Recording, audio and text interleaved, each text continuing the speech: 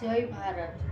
તો હું પૂજા જોશી આજે વિકસિત ભારત ઉપર મારા વિચારો રજૂ કરીશ। તો જ્યાં કોષ કોષ ઉપર પાણી બદલાય અને 4 કોષમાં વાણી બદલાય, એ ખાલી ભારતની વાત નથી પણ આખા વિશ્વની વાત છે।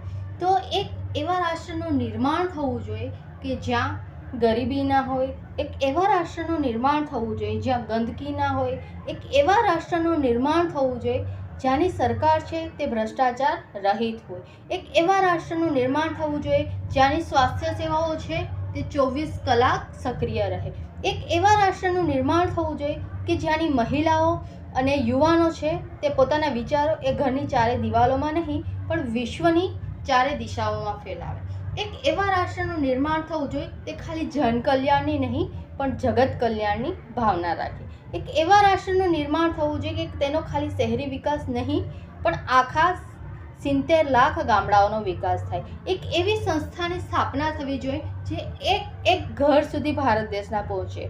તો ત્યારે જ તો થશે મારા ભારતનો વિકાસ। તો આપણા દેશને 2047માં 100 વર્ષ આઝાદી મળ્યાને પૂર્ણ થશે, તો ત્યાં સુધીમાં આપણે વિકસિત ભારત બનશું।